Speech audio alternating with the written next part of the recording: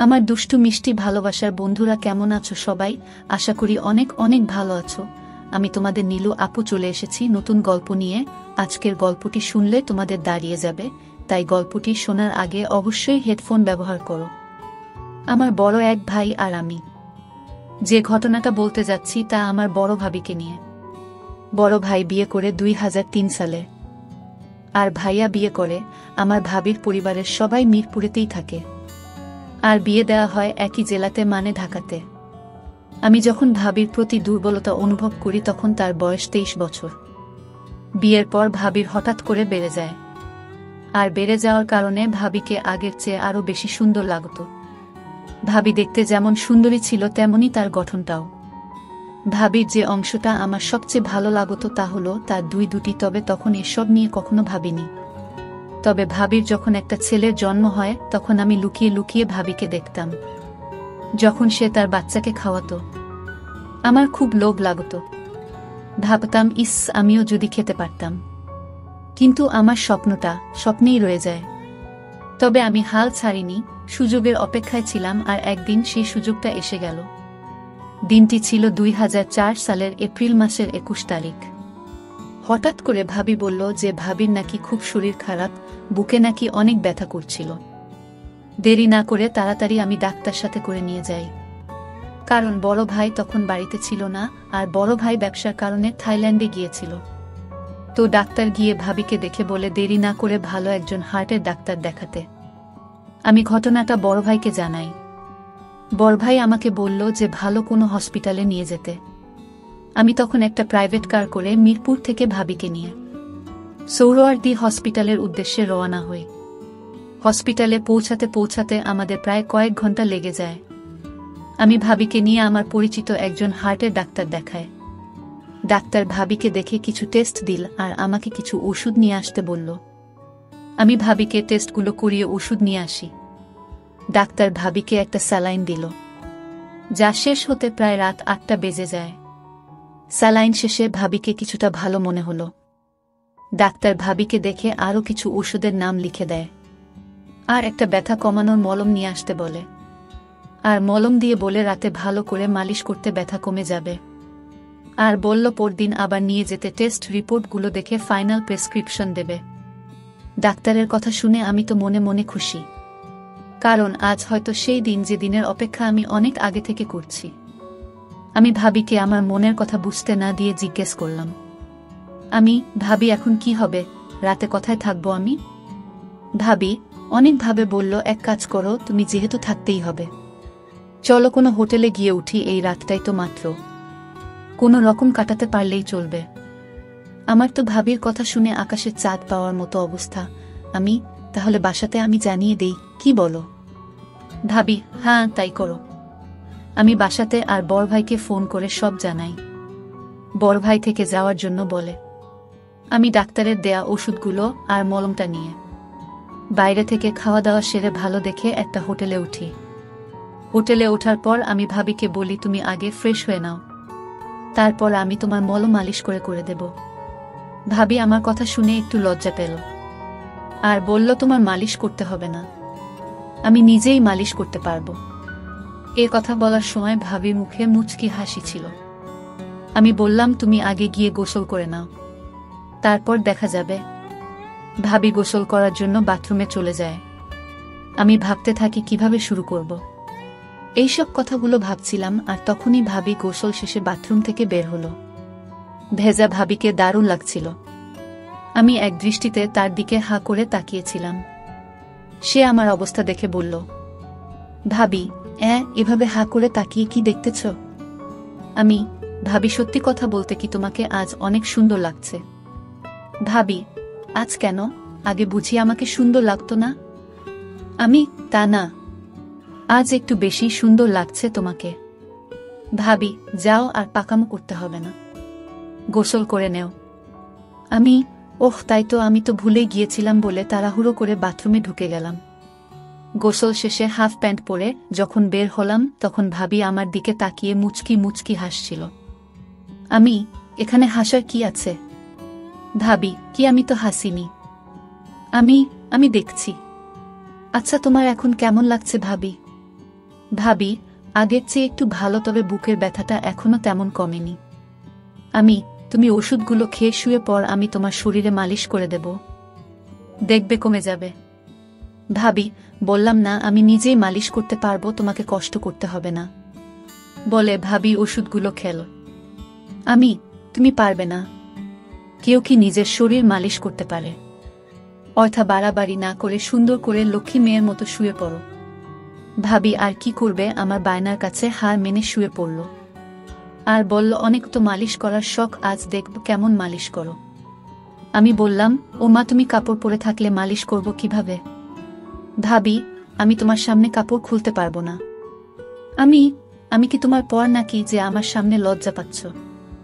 আর আমি তো তোমাকে সব কাপড় খুলতে বলছি না, শুধুমাত্র শাড়িটা। ভাবি, আচ্ছা বাবা, ঠিক আছে, আমি তো এক পলকে তাকিয়ে আছি। তখন আমি মলমটা নিয়ে মালিশ করা শুরু করলাম।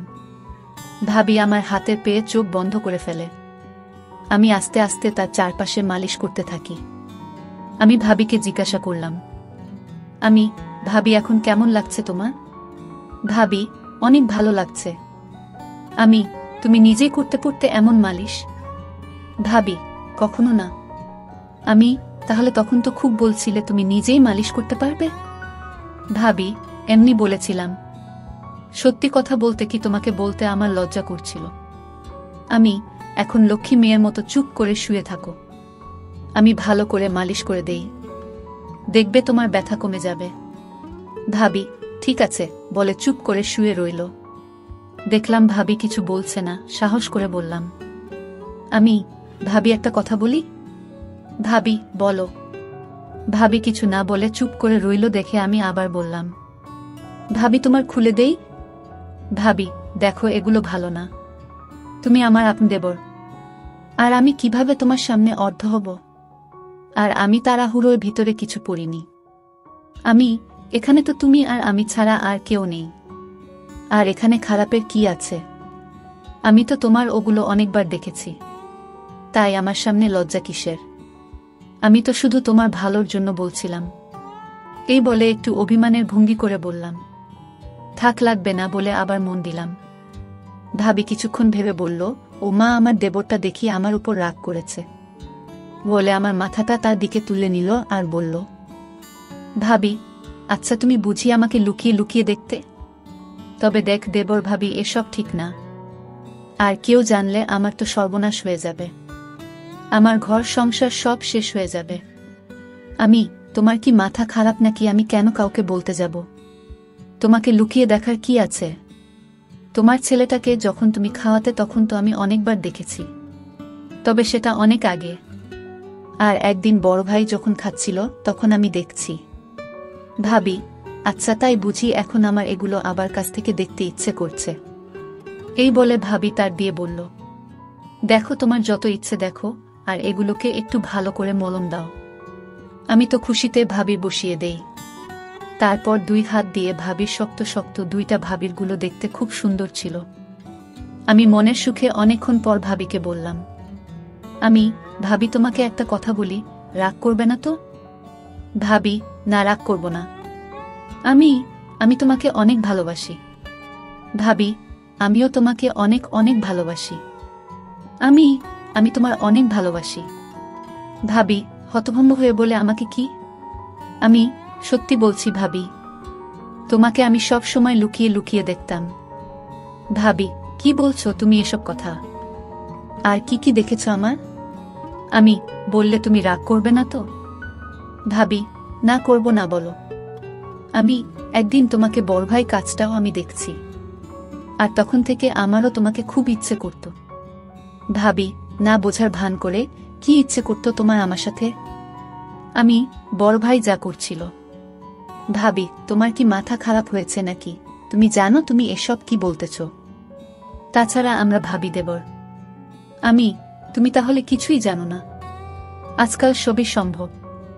আমি অনেকগুলো ছবি দেখছি যেখানে শুধু দেবর ভাবি কেন, ভাই বোন মা ছেলে তো ওইসব কাজ করে। ভাবি, আমি বিশ্বাস করি না, তুমি সব বানিয়ে বলতেছ। কসম ভাবি, আমি কিছুই বানিয়ে বলছি না, সবই সত্যি। প্রথমত আমিও বিশ্বাস করতাম না, কিন্তু যখন দেখলাম তখন বিশ্বাস না করে থাকতে পারিনি। আর এছাড়াও বাজারে অনেক গল্পের বইও পাওয়া যায়, যেখানে মা ছেলে, বাবা মেয়ে আর ভাই বোন, ভাবি দেবরের গল্পে ভরপুর। ভাবি, তুমি কি সত্যি বলতেছ? ভাবি, আমি কি তোমাকে মিথ্যে বলবো নাকি? আর কসমও তো করলামই। কসম করে কেউ কি মিথ্যে কথা বলে নাকি? ভাবি কিছুক্ষণ চুপ করে থেকে বলল, আচ্ছা ওইসব বাদ দাও। আমি বুঝতে পারলাম ভাবি কিছুটা দুর্বল হয়ে পড়েছে। তাই আমি এবার দেখি ভাবির শ্বাস ঘন হচ্ছে। আমি একবার উপরে যাই, আবার নিচে নেমে আসি। কিছুক্ষণ পর ভাবি আবার জিজ্ঞেস করে, ভাবি, আচ্ছা আমরা যা করছি তা কি ঠিক? বেঠিকের কি আছে? আর আমরা দুইজন তো মানুষ। আর যদি চায় তাহলে সেখানে সমস্যা তো থাকার কথা নয়। আর তুমি কি জানো, পৃথিবী শুরু হয়েছে পারিবারিক খেলা দিয়ে। আগে তো দেবর ভাবির ভাই বোনের বিয়ে বৈধ ছিল, আর তা হতো অনেক ধুমধাম করে। আর অনেক জায়গায় বাবার যদি কিছু হয় ছেলে তার মাকে বিয়ে করে। এরকম আরও অনেক কাহিনী আছে। ভাবি, তাই নাকি? তুমি এত কিছু জানলে কি করে? বই পড়ে। ভাবি, তাই তো বলি আমার প্রতি তোমার এত মনোযোগ কেন ছিল? আচ্ছা তুমি তাদের মতো আমার সাথে। তুমি যদি মতো দাও তাহলে তোমাকে ভালো করে, আর এটা আমার অনেক দিনের আশা। একমাত্র তুমিই পারো আমার আশাটা পূরণ করতে। ভাবি, হ্যাঁ তুমি। ভাবি, কিন্তু আমার খুব ভয় করছে যদি কেউ জেনে যায়। তুমি আর আমি যদি কাউকে না বলি তাহলে কে জানবে? ভাবি, তা ঠিক, তবে এটা করা কি ঠিক হবে? ভাবি, তুমি শুধু শুধু চিন্তা করছো। কিছুই হবে না, আর কেউ জানবেও না। আমরা তো আর সবার সামনে না। এসব কথা বলতে বলতে আমি ভাবির কাছে, তা ভাবি এতক্ষণ খেয়াল করেনি। পরদিন সকালে ফ্রেশ হয়ে হোটেল ছেড়ে দিয়ে আমরা নাস্তা করে হালকা মার্কেটিং করে সকাল 9টার দিকে আবার হসপিটালে যাই।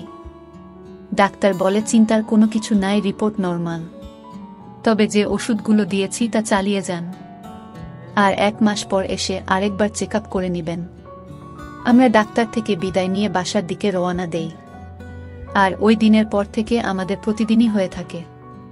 আবার কখনো ভাইয়া যদি দেশের বাহিরে যায়, তখন আমাদের রাতেও হয়। আর এভাবেই আমাদের ভাবি দেবরের সম্পর্ক চলতে থাকে, যা আজ পর্যন্ত চলছে। চাচি আমাকে একবার বলেছিলেন যে তিনি অন্ধকারে একা থাকতে খুব ভয় পান, তাই তিনি প্রায়ই আমাকে তার ঘরে ডেকে নিয়ে যেতেন। একদিন বাড়িতে আমাদের দুজন ছাড়া আর কেউ ছিল না। হঠাৎ প্রচণ্ড ঝড় ও বৃষ্টি শুরু হলো। চাচি আমাকে তার ঘরে ডাকলেন। যখন ঘরে ঢুকলাম, চাচিকে দেখে আমি চমকে গেলাম, কারণ তিনি অনেক সুন্দর ছোট জামা পরেছিলেন। চাচা তখন কয়েক মাসের জন্য বাইরে গিয়েছিলেন কাজের খাতিরে। চাচি আমাকে একদিন অন্ধকারে অজুহাতে তার ঘরে ডেকেছিলেন। এক রাতে যখন আমিও চাচি ঘাটে ঘুমাচ্ছিলাম, মাঝরাতে হঠাৎ করে আমি কিছু অদ্ভুত অনুভব করলাম। চোখ খুলতেই যা দেখলাম তাতে আমি অবাক হয়ে গেলাম। তারপর চাচি আমাকে দিয়ে জোর করে বাকিটা গল্পটা শোনাচ্ছি। আমার নাম অর্ণব। আমি 21 বছর বয়সী। আমার চাচি ছিলেন অনেক সুন্দর আর অনেক ফর্সা। যে কেউ তাকে দেখলে মুগ্ধ হয়ে যাবেন। চাচাও তার রূপের প্রেমে পড়ে তাকে বিয়ে করেছিলেন। চাচি সব সময় সাজগোজ করে থাকতেন। একাদশ শ্রেণীর পরীক্ষা দেওয়ার পরে আমার ছুটি শুরু হয়েছিল, তাই আমি মা বাবার কাছে অনুমতি নিয়ে চাচি ও চাচার বাড়িতে ছুটি কাটাতে যেতে চেয়েছিলাম। চাচার বিয়ে মাত্র 3 মাস আগে হয়েছে, তাই আমার বাবা মা আমাকে সেখানে যেতে নিষেধ করেছিলেন। কিন্তু আমি অনেক বছর ধরে চাচার বাড়িতে যাইনি, এমনকি তাদের বিয়েতেও যেতে পারিনি, কারণ তখন আমার পরীক্ষার সময় ছিল। চাচার সঙ্গে দেখা করার জন্য আমি খুব আগ্রহী ছিলাম এবং নতুন চাচিকে দেখতে চাইছিলাম। বাবার কথা ছিল যে আমরা পরে কখনো দেখা করতে পারব, কিন্তু আমি তখনই যেতে চাইছিলাম। শেষ পর্যন্ত অনেক বুঝিয়ে বাবা চাচার বাড়িতে যাওয়ার জন্য রাজি করালেন। মাঝে মাঝে ভাবি হয়তো ভালো হতো যদি তখন চাচার বাড়িতে না যেতাম, কারণ এত কম বয়সে চাচি আমার সাথে এমন কিছু করবেন যা আমি ভাবতেও পারিনি। একটি নতুন অভিজ্ঞতার সন্ধানে আমার জীবনে একটি গুরুত্বপূর্ণ দিন এসেছিল। তা ছিল শনিবারের একটি দিন, যখন আমার বাবা আমাকে চাচার বাড়িতে নিয়ে গিয়েছিলেন।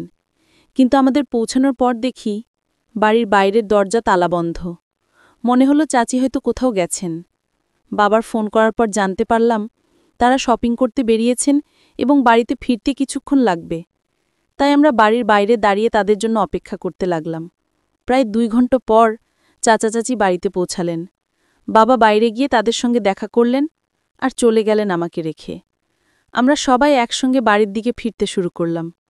চাচি তখন স্কার্ফ দিয়ে মুখ ঢেকেছিলেন এবং চাচার বাইকে বসেছিলেন। আমি দেখতে পেলাম চাচি অনেক সুন্দরী। চাচা ছিলেন সাধারণ দেখতে, কিন্তু চাচি সত্যিই সুন্দর ছিলেন। অন্যদিকে চাচা হঠাৎই আমাকে ডাকলেন, অর্ণব, কি দেখছো তুমি? অনেকক্ষণ ধরে তোমাকে ডাকছি। তার ডাকে আমি কিছুটা অপ্রস্তুত হয়ে গেলাম, তবে দ্রুত সামলে নিয়ে বললাম, আমি ভালো আছি, এবং চাচাকে সালাম করলাম। এতদিন পর আমাকে দেখে চাচা খুবই খুশি হলেন। মনে হচ্ছিল যেন আমরা অনেক দিনের পরিচিত। এখন 2 দিন ধরে চাচার বাড়িতে ছিলাম।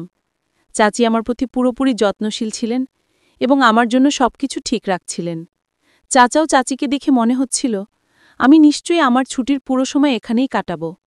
তবে আমি জানতাম না যে আমার এই সিদ্ধান্ত পরবর্তী সময়ে এমন একটি মোড় নিতে পারে যা আমার জীবনকে পুরোপুরি পরিবর্তন করে দিবে। আমি আশা থেকেই লক্ষ্য করছিলাম চাচি আমার সঙ্গে অন্যরকমভাবে চলাফেরা করতেন। আমার কাছে বিষয়টা অবাক করার মতো ছিল। আমি মাঝে মাঝে তার দিকে চেয়ে থাকতাম। আমি মনে মনে ভাবতাম, এসব চাচির কাছে সামান্য, কারণ তিনি শহরে থাকেন আর শহরের সবাই এরকমভাবে চলাফেরা করে। আমার কাছে অন্যরকম লাগত, কারণ আমি গ্রাম থেকে এসেছি, সেখানে কেউ এভাবে চলাফেরা করত না। আমি আসার পর থেকেই চাচি আমার অনেক কাছাকাছি থাকতে শুরু করেছিলেন। তার এমন ব্যবহারে আমি মাঝে মাঝে ভাবতাম আমরা অনেক আগে থেকেই পরিচিত। 3য় দিন সকালে যখন আমি ঘুম থেকে উঠলাম, তখন বেলা 4টা। ঘর থেকে বেরিয়ে দেখি চাচা ব্যাগ গোছাচ্ছেন। তাকে ব্যাগ গোছাতে দেখে আমি জিজ্ঞাসা করলাম, চাচা, আপনি এত সকালে কোথায় যাচ্ছেন? চাচা বললেন যে তাকে একটি জরুরি কাজে 2 মাসের জন্য বিদেশে যেতে হচ্ছে। আমি হতাশ হয়ে বললাম, কি বলছেন চাচা? আমি তো এখানে মাত্র 2 দিন হলো এসেছি এবং আপনি এত তাড়াতাড়ি চলে যাচ্ছেন। আমি আপনাকে যেতে দেব না। চাচা আমাকে বোঝাতে লাগলেন, এটা আমার জন্য একটি গুরুত্বপূর্ণ সুযোগ। যদি আমি হারিয়ে ফেলি, তাহলে আমি নিজেকে মূর্খ মনে করব। এই প্রজেক্টের কাজের অভিজ্ঞতা আমাকে ভবিষ্যতে একটি ভালো পদে এনে দিতে পারে। চাচার কথার গুরুত্ব বুঝতে পেরে আমি আর কিচ্ছু বললাম না। বললাম, ঠিক আছে, আজ সন্ধে আমি বাবাকে জানিয়ে দিচ্ছি এবং আমি নিজের বাড়ি চলে যাব। বাবা এসে আমাকে নিয়ে যাবে, কারণ আপনি না থাকলে আমি এখান থেকে কি করব? চাচা বললেন, অর্ণব, এখন আমি চলে যাচ্ছি। তুমি এখানেই থাকবে এবং তোমার চাচির খেয়াল রাখবে। আমার ফিরে আসা পর্যন্ত তোমাকে এখানেই থাকতে হবে। তার কথা শুনে আমি অবাক হয়ে গেলাম। চাচা না থাকলে আমি আর চাচি বাড়িতে একা কিভাবে থাকব? চাচা আরও বললেন, মনে রেখো, তোমার চাচি অন্ধকার থেকে ভয় পান, তাই তাকে যে কোনোভাবে সাহায্য করতে দ্বিধা করবে না। আমি তখন কিছুটা অস্থির হয়ে পড়েছিলাম এবং চাচি মানে অন্ধকারে ভয়, এটা আমার কল্পনাতেও ছিল না। চাচি সম্পর্কে নতুন তথ্য আমাকে কিছুটা হতাশ করেছিল। প্রথমে তো আমি রাজি হতে চাইছিলাম না, কিন্তু চাচার জোর করার জন্য তার কথা আমাকে শুনতেই হলো। তারপর আমি চাচির দিকে তাকালাম। আমার কথা শোনার পর চাচি আমার দিকে তাকিয়ে অদ্ভুতভাবে হাসছিলেন। মনে হলো আমার এখানে থাকার কথা শুনে তিনি অনেক খুশি হয়েছিলেন। আমি চাচাকে সাহায্য করতে লাগলাম, তার কাপড় গুছিয়ে রাখতে, এবং পরে তাদের বিমানবন্দরে পৌঁছে দিল। চাচাকে বিদায় জানিয়ে আমিও চাচি বাড়িতে ফিরলাম। বাড়িতে তখন শুধু আমি এবং চাচি। আমি চাচার সঙ্গে শহরে ঘুরে বেড়ানোর পরিকল্পনা করেছিলাম, কিন্তু চাচা বেরিয়ে যাওয়ায় সবটা ভেস্তে গেল। তবে এটি ভাবার চেয়ে বেশি গুরুত্বপূর্ণ হল চাচি। চাচা যাওয়ার পর রাতে নিজের ঘরে বসে মোবাইলে নাটক দেখেছিলাম। কিছুক্ষণ পর নাটক দেখে বিরক্ত লাগল। ভাবলাম টিভি দেখা যাক, তাই বসার ঘরে গিয়ে টিভি চালিয়ে বসলাম। একটু পর চাচি এসে হেসে বললেন, কিরে অর্ণব, চাচা চলে যাওয়ার পর কি এই বাড়িতে তোমার মন বসছে না? চাচি আমার পাশে এসে গল্প করতে থাকলেন। তার কথাগুলো শুনতেও আমার অনেক ভালো লাগছিল। আমি ভাবিনি যে চাচি আমার সাথে এত ফ্রি হয়ে কথা বলবেন। একদিন চাচি আমাকে বললেন, চলো বাইরে একটু ঘুরে আসি। চাচি স্কুটি নিয়ে বের হলেন, আর চাচি স্কুটি চালাচ্ছেন আর আমি পিছনে বসেছিলাম। এতে চাচি খানিকটা অস্বস্তিতে পড়েছিলেন। আমি ঠিক বুঝতে পারছিলাম না এটার মানে কি হতে পারে। বাড়িতে ঢুকে দরজা বন্ধ করার পর হঠাৎ ঘরের সব আলো নিভে গেল। চারপাশ অন্ধকারে ঢেকে গেল। মুহূর্তে আমি তখন চাচির পিছনে দাঁড়িয়েছিলাম। ভয়ে চাচি আমাকে শক্ত করে ধরে ফেললেন। তার এই আচরণে আমি কিছুটা বিস্মিত হয়ে গেলাম। বড় হওয়ার পর এমন অভিজ্ঞতা আগে কখনো হয়নি। বুঝতে না পেরে আমি স্থির হয়ে দাঁড়িয়ে রইলাম এবং তারপর হঠাৎ করে আলো আবার চলে এলো। আলো আসতেই তিনি সোজা হয়ে আমাকে ছেড়ে দিয়ে বললেন, মাফ করে দাও, অন্ধকারে আমি ভয় পেয়েছিলাম, এবং মৃদু হাসি দিয়ে তার ঘরে চলে গেলেন। আমি হতভম্ব হয়ে গিয়েছিলাম এবং ভাবছিলাম যা ঘটছে তা ঠিক হচ্ছে না। কিছু সময় পরে চাচার বলা কথা মনে পড়ল। চাচা বলেছিলেন, চাচি অন্ধকারে ভয় পান এবং তোমার দায়িত্ব তার দেখভাল করা। তখন বুঝলাম চাচি আমাকে অন্ধকারের অজুহাত দেখিয়ে জড়িয়ে ধরেছিলেন। রাতের বেলা আমি ঘরে গিয়ে শুয়ে পড়লাম, কিন্তু চাচির কথা বারবার আমার মনে চলে আসছিল। তিনি ছিলেন বেশ আধুনিক, আর আমি তো এক গ্রামের ছেলে, তাই তার আচরণগুলো আমার জন্য খুবই অন্যরকম লাগছিল। হয়তো তার কাছে সামান্য ছিল। পরের দিন সকালে উঠে দেখি চাচি রান্নাঘরে চা তৈরি করছেন। তার দিকে তাকাতে কিছুটা অস্বস্তি হচ্ছিল, কারণ তিনি এখনও রাতে যা করেছিলেন তিনি মনে হয় আমাকে তা ভুলতে দেননি। যখন আমি জল পান করতে রান্নাঘরে গেলাম, তখন চাচি আবার আমাকে বললেন। আমি কিছুটা অবাক হয়ে গেলাম, কারণ আগের দিনের ঘটনা এখনও আমার মাথা থেকে বের হয়নি। তিনি হাসি মুখে বললেন, আরে অর্ণব, কিসের এত লজ্জা? আমি তোমার চাচি, আর চাচির কাছে কোনো কিছু লজ্জা করতে হয় না। কিন্তু গতরাতে আমি সত্যি খুব ভয় পেয়েছিলাম। যদি তোমার খারাপ লাগে তবে আমাকে মাফ করে দিও। তুমি আমার ভাতিজা, আমার ছেলের মতো, এবং আমি তোমার চাচি, তাই তোমার সন্দেহ অধিকার আমার আছে। চাচির এই আচরণে আমি কিছুটা হাসলাম, কিন্তু তার এমন আচরণগুলি আমার মনের নতুন এক অনুভূতি তৈরি করতে শুরু করল। আচমকা মনে হল আমি এখন বড় হয়ে যাচ্ছি, আর চাচা হয়তো বুঝতে পারেননি যে চাচি এমন কিছু করতে পারেন। কিছুদিন পরে এক সন্ধ্যায় মোগলাই খাবার ইচ্ছা হল। ভাবলাম চাচিকে বলবো, তাই তার ঘরের দিকে গেলাম। চাচির ঘরের দরজা সামান্য খোলা ছিল, তাই অনুমতি ছাড়াই ঢুকে পড়লাম। তিনি বালিশে হেলান দিয়ে মোবাইলে দেখছিলেন, আর তাকে এই অবস্থায় দেখে আমি কিছুটা অস্বস্তি অনুভব করছিলাম। দরজার কাছে দাঁড়িয়ে আস্তে করে তাকে ডাকলাম, কিন্তু তিনি শুনলেন না। মোবাইলে মনোযোগ থাকার কারণে আমার ডাক তার কানে পৌঁছায়নি। একটু সাহস সঞ্চয় করে ধীরে ধীরে তার পাশে গিয়ে দাঁড়ালাম। আমি যখন চাচির মোবাইলের দিকে তাকালাম, তখন চোখ কপালে ওঠার মতো অবাক হলাম। যা দেখেছিলাম তা আমার কাছে একদম নতুন ছিল। খানিকটা অস্বস্তি হচ্ছিল, তাই তাড়াতাড়ি দরজার কাছে ফিরে গিয়ে চাচিকে একটু জোরে ডাকলাম। চাচি হঠাৎ চমকে উঠে বসে পড়েন এবং কিছুটা বিস্মিত হয়ে বললেন, কি হয়েছে? আমি বিষয়টা এড়িয়ে গিয়ে শুধু বললাম, কিছু না। তারপর নিজের ঘরের দিকে চলে গেলাম। ঘরে ফেরার পথে মনে পড়ছিল, চাচিকে আজ একটু আলাদা লাগছে। রাতের বেলা ভারী বৃষ্টি হচ্ছে। হঠাৎ বিদ্যুৎ চলে যাওয়ায় চাচি আমাকে ডাকলেন। আমি তার ঘরে গেলে চাচি আমাকে বসতে বললেন। তাকে দেখে মনে হচ্ছিল তিনি বেশ সুন্দর লাগছিলেন। চাচি বললেন, অর্ণব, তুমি যতক্ষণ লাইট আসে আমার পাশে থাকতে পারো? অন্ধকারে আমার ভয় লাগে। আমি সেখানে থাকতে রাজি হলাম। আমরা কিছুক্ষণ ধরে কথা বলতে লাগলাম। চাচি আমাকে জানালেন, চাচা ও চাচির খুব তাড়াতাড়ি বিয়ে হয়েছিল। তিনি বললেন, আমারও তোমার চাচার 1 বছর আগে প্রথম সাক্ষাৎ হয়েছিল, এবং আমাদের প্রেম এত দ্রুত বাড়তে থাকে যে আমরা কিছুদিনের মধ্যে বিয়ের সিদ্ধান্ত নিই। গল্প করতে করতেই সময় চলে যায়। যখন আমি ফের ঘরে যাওয়ার কথা ভাবছিলাম, তখন চাচি আমায় বললেন, অর্ণব, যদি তোমার আপত্তি না থাকে তাহলে কি তুমি আজ রাতে আমার ঘরে থাকতে পারো? আমার মনে কোনো দ্বিধা ছিল না, কারণ চাচিও আমি একা ছিলাম। তার সাথে গল্প করতে আমার বেশ ভালোই লাগত। তাই আমি রাজি হয়ে গেলাম। আর চাচাও আমাকে আগেই বলে রেখেছিলেন যে চাচির খেয়াল রাখতে। সারা রাত বৃষ্টির আওয়াজ চলছিল, এবং আমি ঘুম থেকে উঠে দেখলাম চাচি অত্যন্ত আনন্দিত, যা আগে কখনো তার মুখ দেখিনি।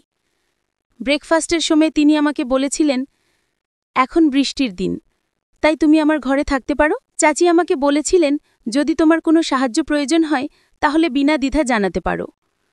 রাতে আমরা গল্প করছিলাম, কিন্তু হঠাৎ করে আমার শরীরটা একটু খারাপ লাগতে শুরু করল।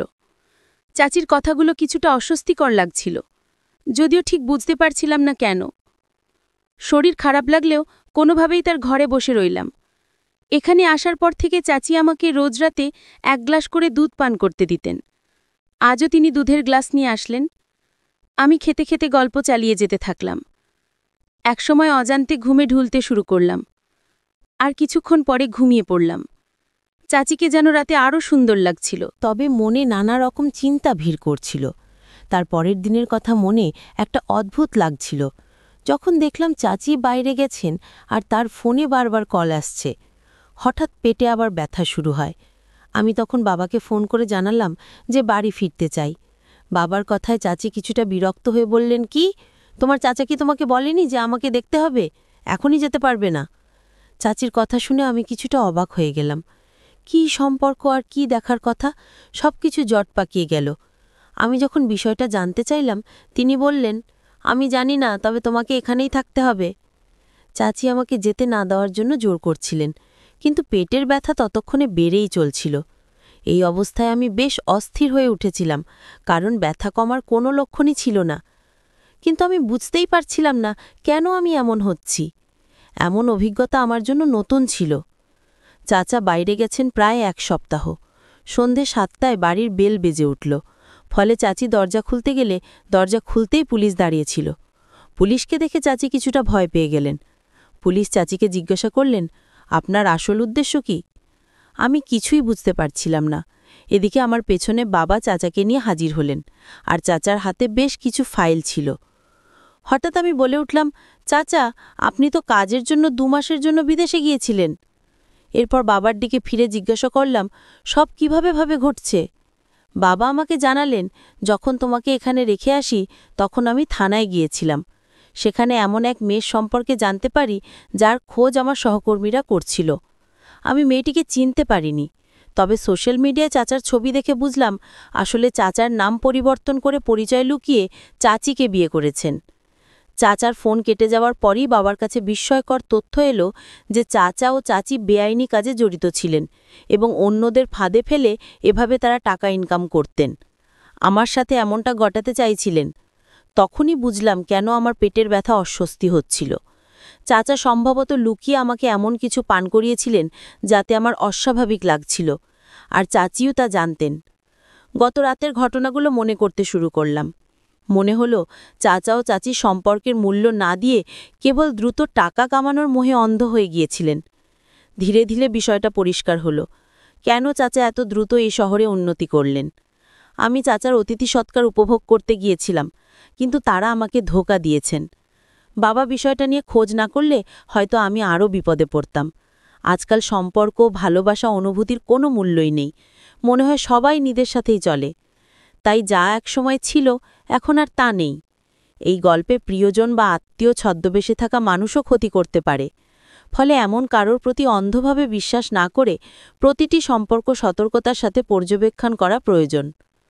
বন্ধুরা, আজকের গল্পটি কেমন লাগলো তা অবশ্যই কমেন্ট করে জানাতে ভুলবেন না।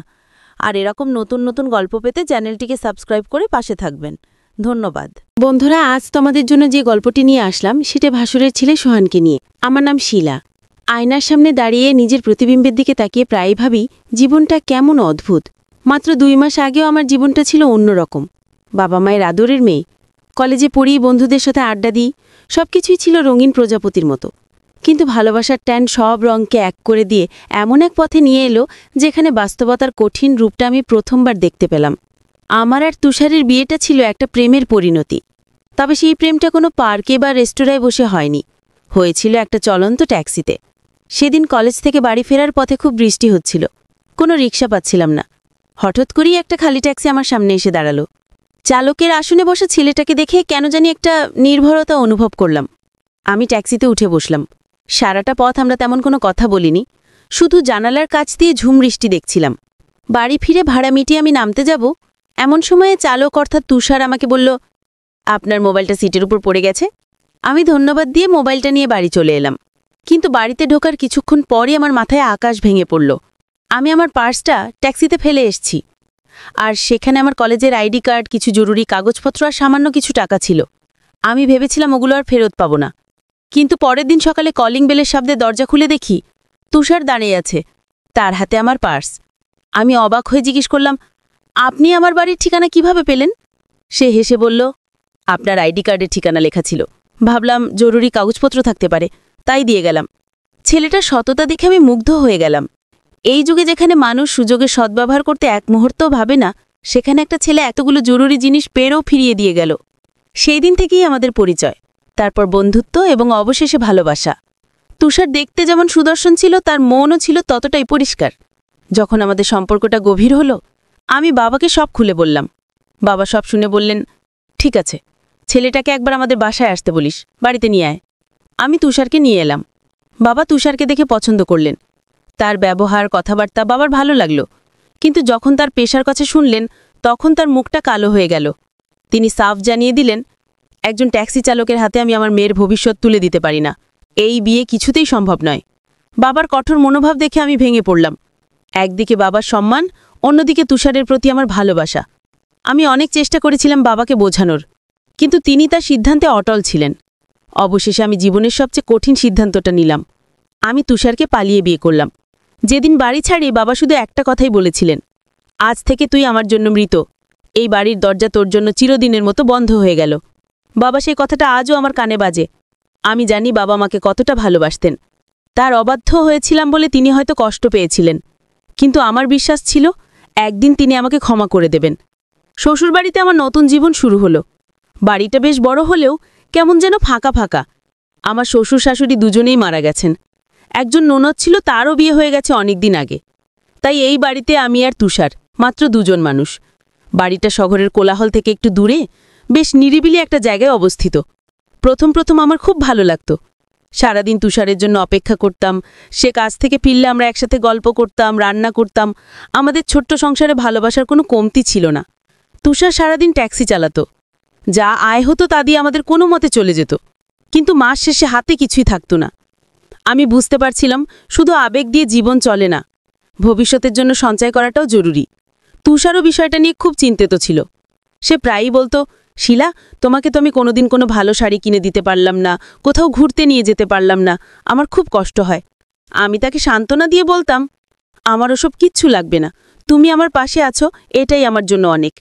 কিন্তু ভেতরে ভেতরে আমরা দুজনেই বুঝতে পারছিলাম এভাবে বেশি দিন চলতে পারে না। আমাদের ভবিষ্যতের কথা ভাবতে হবে, আমাদের সন্তানদের কথা ভাবতে হবে। একদিন রাতে তুষার আমাকে খুব গম্ভীর হয়ে বলল, শিলা, আমি একটা বড় সিদ্ধান্ত নিয়েছি। আমি তার মুখের দিকে তাকিয়ে বললাম, কি সিদ্ধান্ত তুষার? আমাকে বলল, আমি বিদেশ চলে যাব। কথাটা শুনে আমার বুকের ভেতরটা ধক করে উঠল। আমি বললাম, বিদেশ? মানে আমাকে একা রেখে তুমি কিভাবে যাবে? তুষার বলল, পাগলি, সারা জীবনের জন্য তো যাচ্ছি না। আমার এক বন্ধু কুয়েতে থাকে। সে বলেছে ওখানে গেলে আমি ভালো টাকা আয় করতে পারব। আমি কিছু টাকা ধার করে ভিসার ব্যবস্থা করব। 5টা বছর যদি কষ্ট করে কাটাতে পারি, তাহলে ফিরে এসে আমাদের আর কোনো অভাব থাকবে না। আমরা একটা সুন্দর জীবন শুরু করতে পারব। তার কথাগুলো যুক্তিযুক্ত হলেও আমার মন মানছিল না। এই ফাঁকা বাড়িতে আমি একা থাকব কিভাবে? আমি বললাম, তুষার, তুমি চলে গেলে আমি এখানে একা থাকতে পারবো না, আমার খুব ভয় করবে। তুষার বলল, তুমি তোমার বাবার বাড়িতে গিয়ে থাকো না কিছুদিন। কথাটা শুনে আমার চোখে জল চলে এলো। আমি বললাম, তুমি তো সব জেনে শুনেও এটা বললে। বাবা আমাকে কোনো দিনও তার বাড়িতে উঠতে দেবেন না। আমি সেই মুখ নিয়ে বাবার সামনে দাঁড়াতে পারবো না। আমার কথা শুনে তুষারও চিন্তায় পড়ে গেল। সে কিছুক্ষণ চুপ করে থেকে বলল, তাহলে একটা কাজ করা যেতে পারে। আমি জিজ্ঞেস করলাম, কি? সে বলল, আমার বড় ভাইয়ের একটা ছেলে আছে, নাম সোহান। সে এবার কলেজে উঠেছে, পড়াশোনায় খুব ভালো। আমি যদি ওকে এখানে রেখে যাই, ও এখানে থেকেই পড়াশুনো করবে আর তোমার দেখভালও করতে পারবে। তোমার একজন সঙ্গীও হবে। আমি বললাম, সোহাগ কি আমাদের খেয়াল রাখতে পারবে? ও তো এখনো অনেক ছোট। তুষার হেসে বলল, ছেলেটা বয়সে ছোট হলেও অনেক বুদ্ধিমান আর ছটপটে। তুমি ওকে দেখলে বুঝতে পারবে। আমি আর কি বলবো? ভবিষ্যতের কথা ভেবে আমি রাজি হয়ে গেলাম।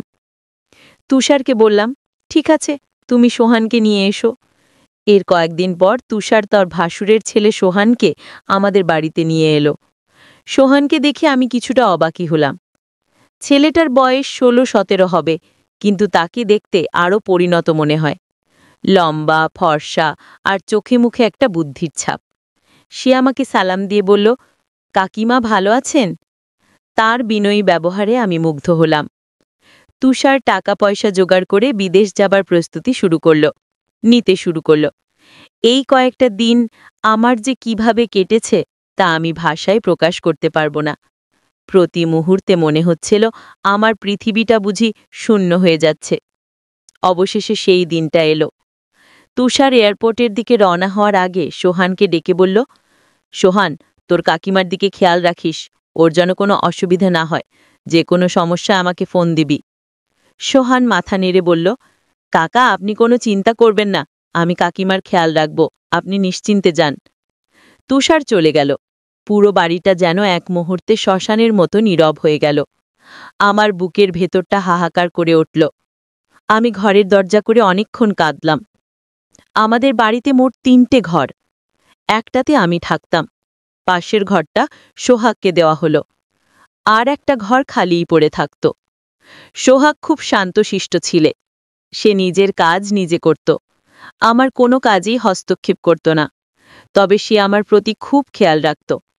আমি ঠিকমতো খেয়েছি কিনা, আমার কোনো অসুবিধে হচ্ছে কিনা, এই সব বিষয়ে সে সব সময় খোঁজ নিত। প্রথম প্রথম সোহানের সাথে আমার তেমন কথা হতো না। সে তার পড়াশুনো নিয়ে ব্যস্ত থাকত। আমি দেখতাম সে গভীর রাত পর্যন্ত জেগে পড়াশুনো করে। মাঝে মাঝে যখন তার পড়তে ভালো লাগতো না, তখন সে আমার ঘরে এসে বসত, আমার সাথে গল্প করত, জিজ্ঞেস করত, কাকিমা আপনার কোনো অসুবিধে হচ্ছে না তো? আমি বলতাম, না বাবা, তুমি আছো তাই কিছুটা সাহস পাই। সে আমাকে আমার পড়াশোনার কথা জিজ্ঞেস করত। আমি বলতাম, আমি ইন্টারমিডিয়েট শেষ করেছিলাম, অনার্সে ভর্তি হওয়ার খুব ইচ্ছে ছিল, কিন্তু তার আগেই বিয়েটা হয়ে গেল। সোহান বলতো, কাকিমা আপনি চাইলে এখনও পড়াশোনা শুরু করতে পারেন, আমি আপনাকে সাহায্য করব। তার এই আন্তরিক ব্যবহার আমার খুব ভালো লাগত। আমি ভাবতাম, যাক, তুষার একটা ভালো কাজ করে গেছে, ছেলেটা আমার একাকিত্ব অনেকটাই দূর করে দিয়েছে। মাঝে মাঝে সে নিজের হাতে চা বানিয়ে আমার জন্য নিয়ে আসত। আমি অবাক হয়ে বলতাম, এসব তুমি কেন করছো? সে হাসি মুখে বলতো, কাকা আমাকে আপনার খেয়াল রাখতে বলে গেছে, এটা আমার দায়িত্ব। কিন্তু কিছুদিন যেতেই আমার মনে একটা অদ্ভুত অস্বস্তি শুরু হলো। তুষার চলে যাওয়ার পর থেকে বাড়িটা বড্ড বেশি শূন্য মনে হতে লাগলো। রাতের নিস্তব্ধতা যেন আমাকে গিলে খেতে আসত। আমি সারাদিন মন খারাপ করে বসে থাকতাম। সোহান আমার অবস্থা বুঝতে পারত। সে আমাকে হাসি খুশি রাখার জন্য অনেক চেষ্টা করত, মজার মজার গল্প শোনাতো। একদিন রাতে আমি একটা দুঃস্বপ্ন দেখলাম।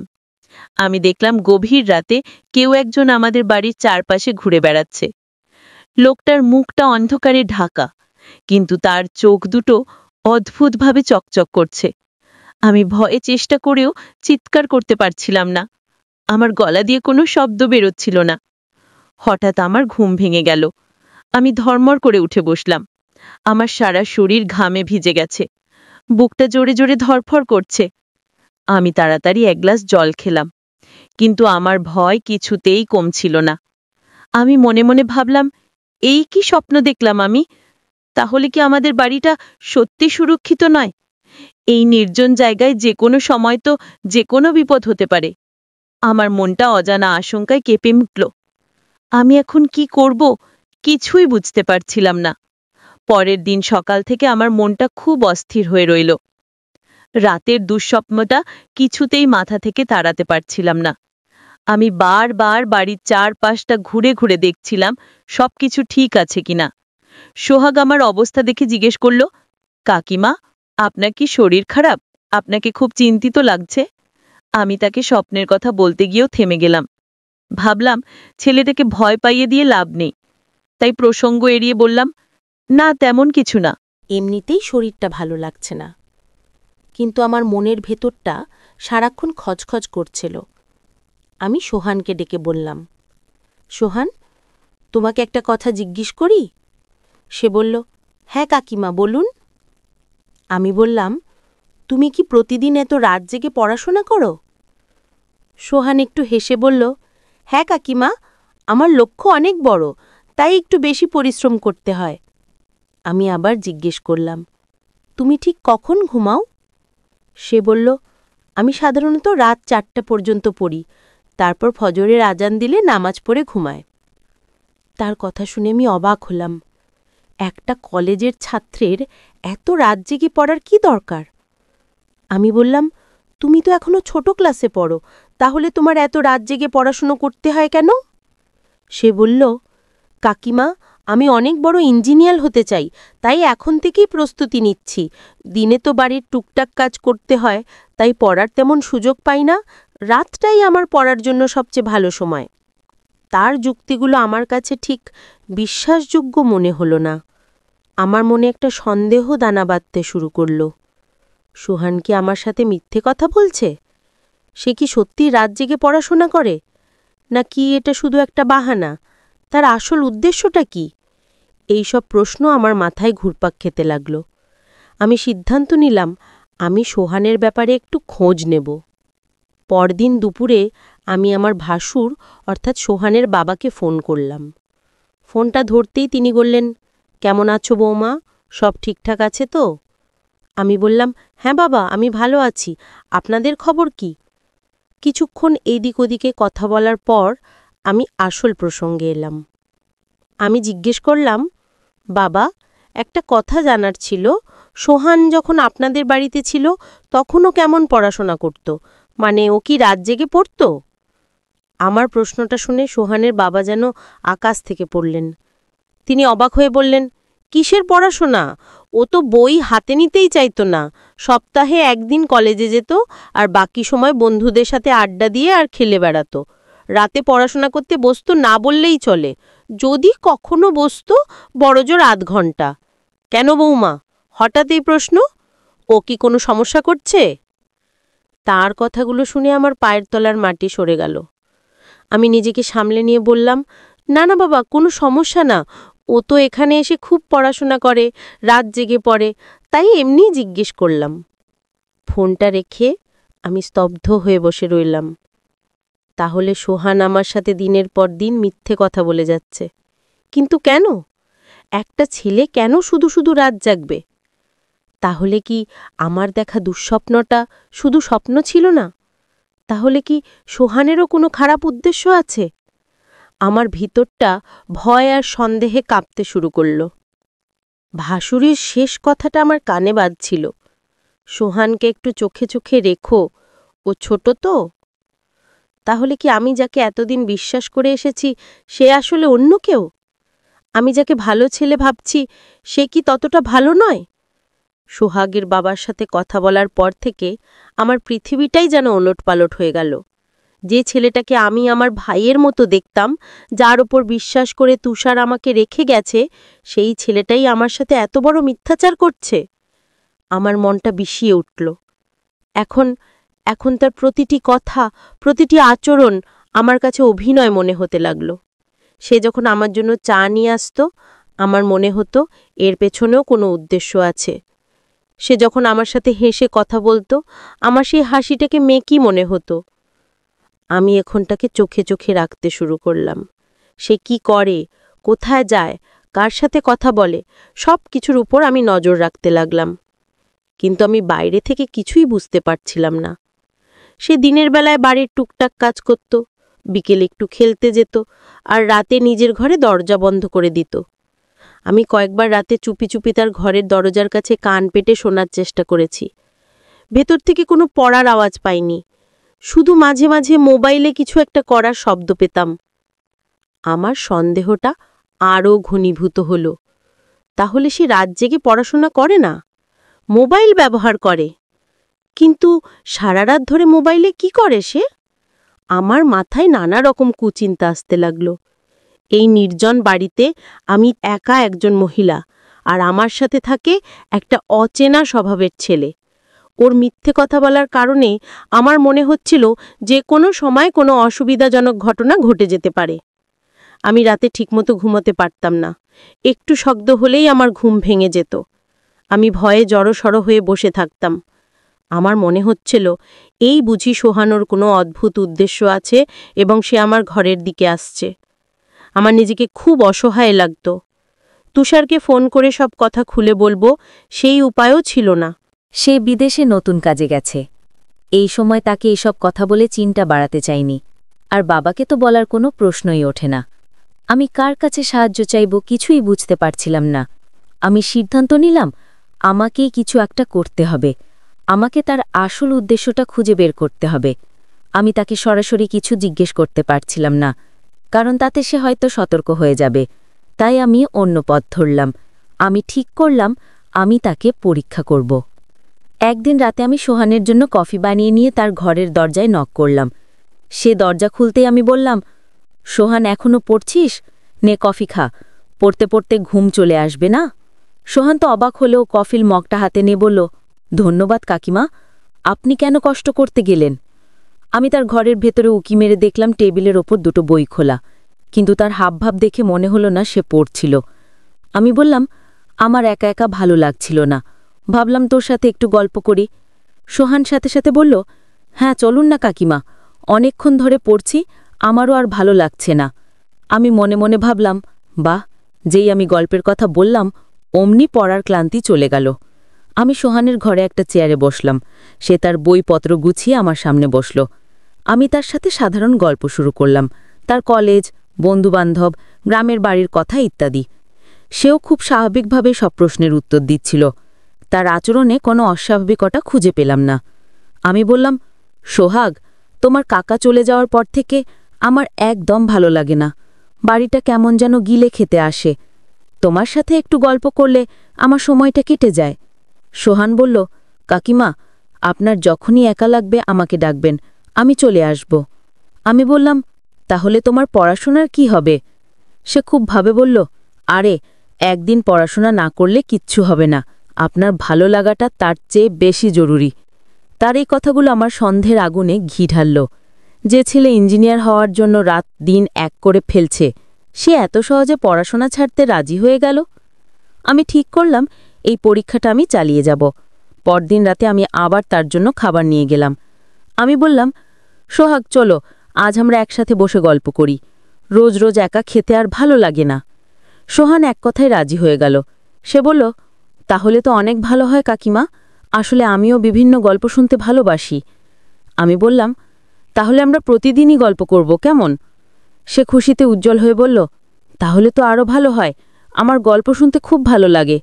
আমি বললাম, তাহলে তুমি প্রতিদিনই পড়াশোনা বাদ দেবে? সে একটু চিন্তা না করে বলল, তাতে কোনো সমস্যা নেই, আমি দিনে কিছুটা সময় পড়ে নেব, রাতের বেলা আপনার সাথে গল্প করব। তার এই আচরণে আমি প্রায় নিশ্চিত হয়ে গেলাম যে পড়াশোনার ব্যাপারটা পুরোপুরি একটা নাটক। কিন্তু তার আসল উদ্দেশ্যটা কি সেটা আমি এখনও বুঝতে পারছিলাম না। সে কি শুধু আমার সঙ্গ পাওয়ার জন্য এসব করছে, নাকি এর পেছনে আরও গভীর কোনো ষড়যন্ত্র আছে? আমার ভয়টা আরও বেড়ে গেল। আমি এখন তার সাথে কথা বলার সময়ও একটা দূরত্ব বজায় রাখতে শুরু করলাম। কয়েকদিন পর আমি তাকে বললাম, সোহাগ, তুমি তো রাত জেগেই থাকো, একটা কাজ করতে পারবে? সে বলল, বলুন কাকিমা, কি করতে হবে?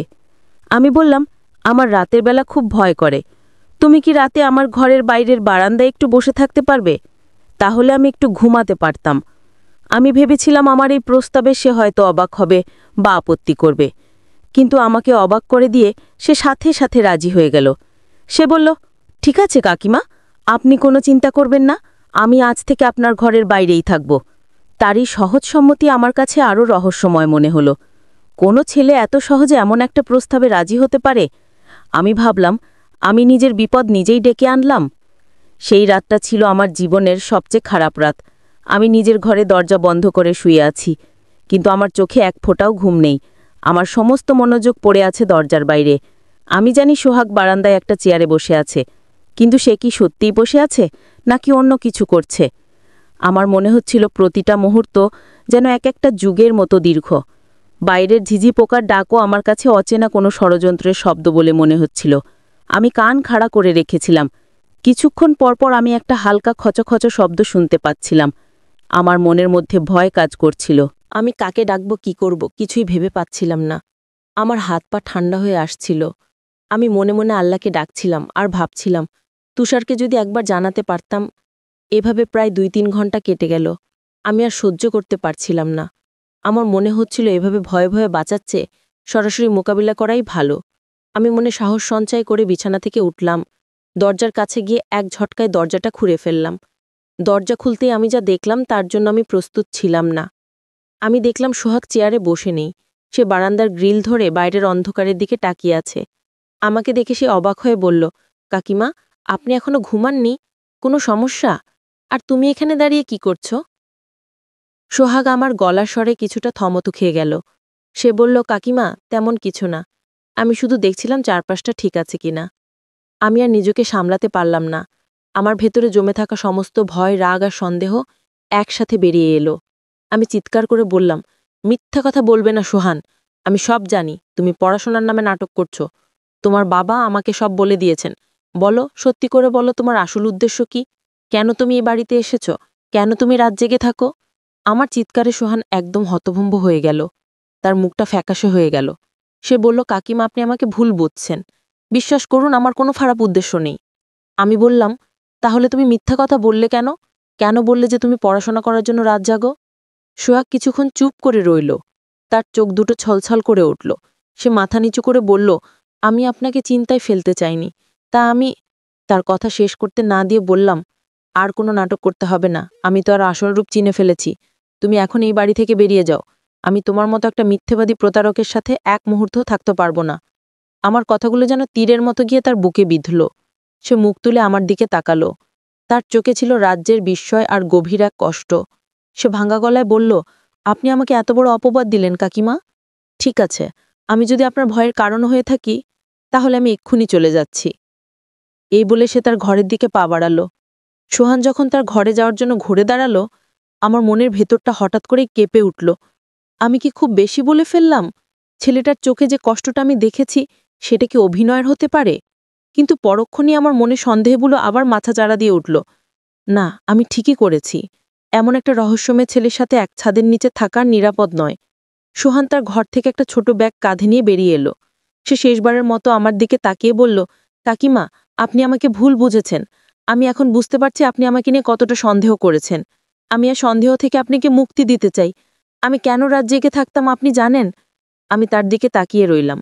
সে বলতে শুরু করল, যেদিন কাকা বিদেশ চলে যায়, সেদিন এয়ারপোর্টে যাওয়ার আগে সে আমাকে আলাদা করে ডেকে নিয়েছিল।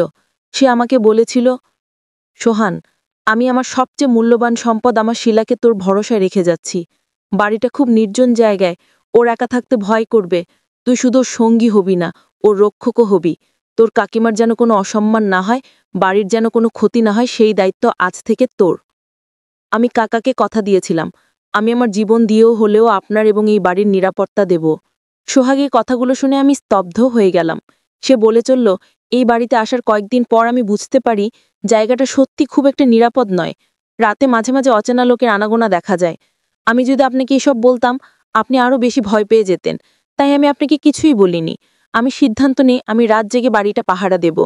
কিন্তু আমি যদি আপনাকে বলতাম যে আমি পাহারা দেওয়ার জন্য রাত জাগছি, তাহলে আপনি নিশ্চিন্তে ঘুমোতে পারতেন না। প্রিয় বন্ধুরা, এই গল্প থেকে আমরা কি শিক্ষা অর্জন করতে পারি? আমাদের মাঝে বিশ্বাস কতটুকু আছে, আমরা একজনকে অন্যজনকে বিশ্বাস করতে হবে। ভিডিওটি ভালো লাগলে চ্যানেলটি সাবস্ক্রাইব করে দাও। আমি ঘুমের ভান করে রইলাম, কিন্তু সাকিবের দুষ্টামি কিছুতেই থামছে না। ও ছোট তো, এসব ব্যাপারে একদম কাঁচা। অনেক চেষ্টা করেও ঠিকমতো কিছু করতে পারছিল না। আমি চুপচাপ শুয়ে থাকলেও মনে হচ্ছিল আর বেশিক্ষণ নিজেকে সামলে রাখতে পারব না। মাথার ভেতর এক গাদা প্রশ্ন ঘুরপাক খাচ্ছিল। আমি কি উঠে বসে ওর চোখে চোখ রেখে সবটা মেনে নেব, নাকি ভান করে চুপচাপ থেকে যেটুকু হচ্ছে সেটা সেভাবেই শেষ হতে দেব? ও তো এসব বোঝে না ঠিকঠাক, তাই ওর কানে কানে বললাম, তুই এখন একটু বিশ্রাম নে, বাকি কাজ আমি করছি। তারপর যা হলো সেটা কেউ বিশ্বাস করলেও করত না। আমার নাম নীলা, বয়স ২১। আমি আমাদের ভাইবোনদের মধ্যে সবচেয়ে বড়। ৩ বোন ১ ভাইয়ের মধ্যে আমি সবার আগে জন্মেছি। বাবা একজন প্রতিষ্ঠিত ব্যবসায়ী, তাই ছোট থেকেই অভাব কষ্টের মুখ দেখি নাই। যা চাই তাই পেয়েছি। আমার বিয়ে হয়েছে, তবে এখনও সন্তান হয়নি। এটাই একমাত্র অপূর্ণতা। স্বামী, শ্বশুর, শাশুড়ি সবাই ভালো, কিন্তু বিয়ের ৩ মাস পরেই স্বামীর ছুটি ফুরিয়ে যায় আর ও আবার সিঙ্গাপুরে ফিরে যায়। তারপর থেকে আমার জীবনের মোড় ঘুরে যায়। মন সব সময় খারাপ থাকত, সময় কাটত না। ও দিনে ১-২বার ফোন দিত, তাও খুব কম সময় কথা বলতো। আমি একা একা ঘরে বসে থাকতাম, একটা অজানা অস্থিরতায় দিন কাটত। একদিন ইউটিউবে ভিডিও দেখতে দেখতে হঠাৎ একটা চ্যানেলে চোখ পড়ে। নানা সম্পর্ক ভিত্তিক নাটকীয় গল্প, মায়ের সঙ্গে ছেলে, মামির সঙ্গে ভাগ্নে, এরকম নানা সম্পর্ক নিয়ে বানানো গল্প। প্রথম দিকে শুনে অস্বস্তি লাগলেও কেমন যেন মজাও পেতে থাকি। ধীরে ধীরে ওই চ্যানেলের নিয়মিত দর্শক হয়ে উঠি। সারাদিন ঘরের কাজ, শ্বশুর শাশুড়ির দেখাশোনা, স্বামীর সঙ্গে নিয়ম করে কথা বলা, সব শেষে রাতে বিছানায় শুয়ে ওই গল্পগুলো শুনে মনটা হালকা করতাম। মাঝে মাঝে মনে হতো, ইস, যদি কেউ থাকতো পাশে, যার সঙ্গে কিছু করা যেত। ঠিক তখনই জীবনে আসে সাকিব। ওর সহজ সরল ব্যবহার আর মজার কথা শুনতে শুনতে কখন যে আমি ভেতরে ভেতরে বদলে যাচ্ছি সেটা নিজেই টের পাইনি। আমি এমন রক্ষণশীল পরিবেশে বড় হয়েছি, অথচ অজান্তেই এক অদ্ভুত টান অনুভব করতে শুরু করি। সাকিব আমার স্বামীর বড় বোনের ছেলে, মানে সম্পর্কের দিক থেকে আমার ভাগ্নে। বিয়ের সময় একবার দেখা হয়েছিল ওর সঙ্গে, কিন্তু তেমন কথা হয়নি। তখন সাকিব এসএসসি পরীক্ষার প্রস্তুতিতে ব্যস্ত ছিল। এরপর ওর বাড়ি থেকে কলেজ অনেক দূর হওয়ায় পরীক্ষার পর সে আমাদের বাড়িতে থেকে কলেজে যাতায়াত করতে শুরু করে। আমাদের বাড়ি থেকে ওর কলেজ মাত্র 10 মিনিট দূর। প্রতিদিন সাইকেল চালিয়ে ক্লাসে যেত সাকিব। আমাদের শ্বশুর বাড়িতে ঘরের সংখ্যা খুব বেশি না, শুধু একটা বড় ঘর ছিল। সাকিব যেহেতু পড়াশোনা করবে, তাই শ্বশুরমশাই বড় ঘরের পাশেই একটা ছোট ঘর তৈরি করে দিলেন ওর জন্য। সেখানে টেবিল, চেয়ার আর একটা খাটিয়া রাখা ছিল। তবে রাতের বেলায় সাকিব মূল বাড়ির ভেতরের একটা ফাঁকা রুমে ঘুমাত। আমাদের বড় ঘরটাই 3টে রুমে ভাগ করা, একটায় আমি থাকি, আরেকটায় শ্বশুর শাশুড়ি। মাঝখানের ঘরটা আগে ফাঁকা ছিল। সাকিব আসার পর ওখানে একটা খাট বসানো হয়, আর এখন সে সেখানেই রাতে ঘুমায়। পড়া শেষ করে রাত 10টার পর ঘরে ফিরে ও মাঝখানের ঘরেই শুয়ে পড়ে। সাকিব বেশ ভালো ছাত্র, এসএসসিতে A+ পেয়েছে। কথাবার্তাও খুব কম বলে, না আছে বন্ধুদের সাথে আড্ডা, না আছে বাড়ির লোকজনের সঙ্গে খাতির। এমনকি ওর নানা নানিকেও ঠিকমতো কিছু বলে না। আর আমার সঙ্গে তো চোখ তুলে তাকায়ও না, খুব লাজুক আর চুপচাপ স্বভাবের ছেলে। আমার শ্বশুর শাশুড়ি দুজনেই বয়সে অনেকটা বড়। শ্বশুর মশাই চোখে কম দেখেন, তাই বাইরে কম বের হন। শাশুড়ি আবার এমন মোটা যে হাঁটা চলারই উপায় নেই, সারাক্ষণ বিছানায় শুয়ে থাকেন আর পান খান। শ্বশুর মাঝে মাঝে উঠোনে বা উঠোন পেরিয়ে বারান্দায় যান, কিন্তু শাশুড়িকে আজ পর্যন্ত বাইরে পা রাখতে দেখি নাই। যাই হোক, সাকিব আমাদের বাড়িতে এসেছে প্রায় 1 মাস হলো। এই কদিনে ও আমার সঙ্গে ঠিকমতো কথাও বলেনি। বুঝতে পারি আমার সামনে একটু লজ্জা পাই। আমরা একসাথেই খাই, কারণ শ্বশুর শাশুড়িকে তো বিছানায় বসেই খাওয়াতে হয়। আমি ওদের খাবার দিয়ে আসি, তারপর সাকিব আর আমি একসাথে খেয়ে নিই। সাকিব আসার পর আমার একটা সমস্যা হয়েছে, রাতের বেলা আর গল্প শোনা হয় না।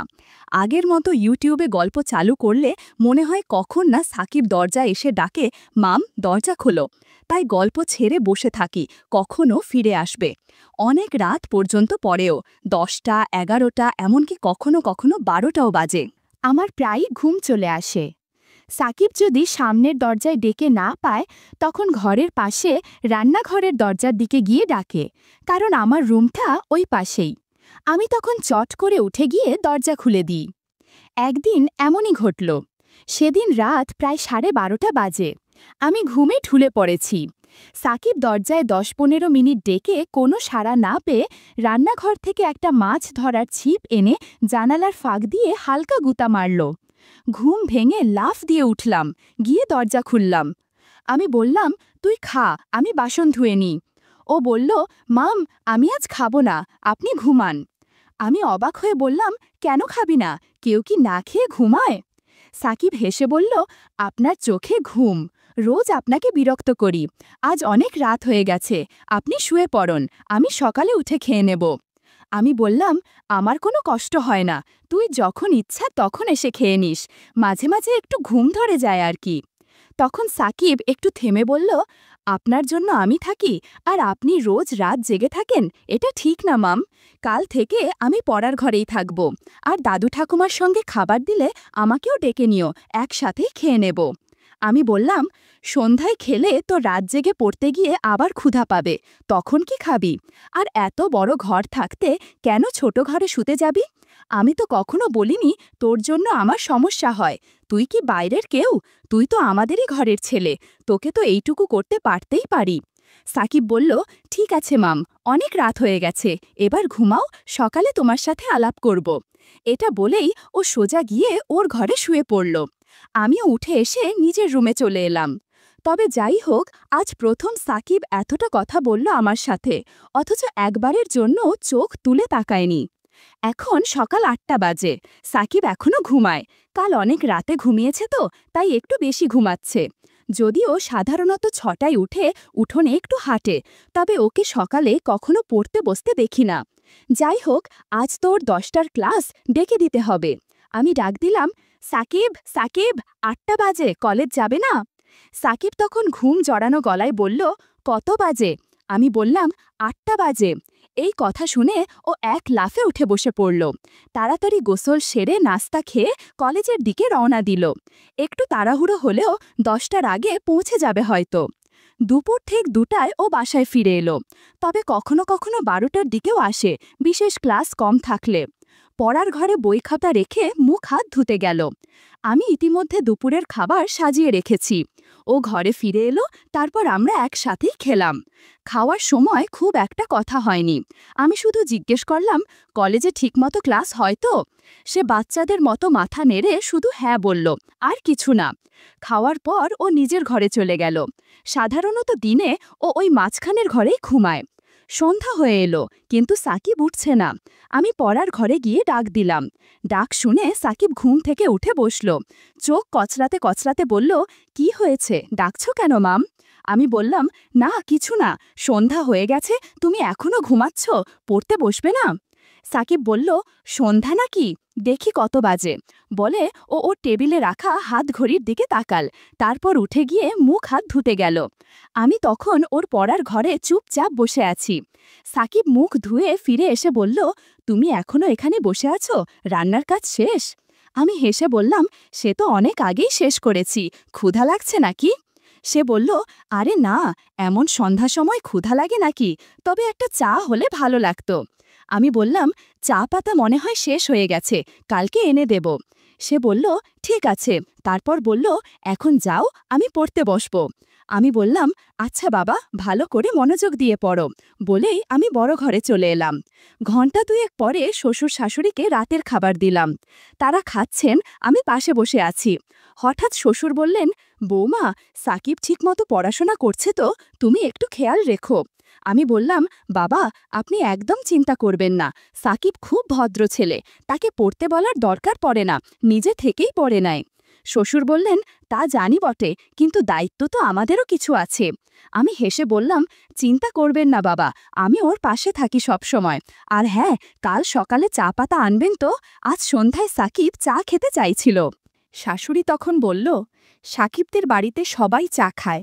আমিও ভাবছিলাম তোমাকে বলবো, কিন্তু বলার কথা ভুলেই গেছি। আর তোমার শ্বশুরের দরকার নেই বাজারে যাওয়ার, এখন থেকে যা লাগবে সাকিবকে দিয়ে আনাবে, আমি সকালে ওকে বলে দেব।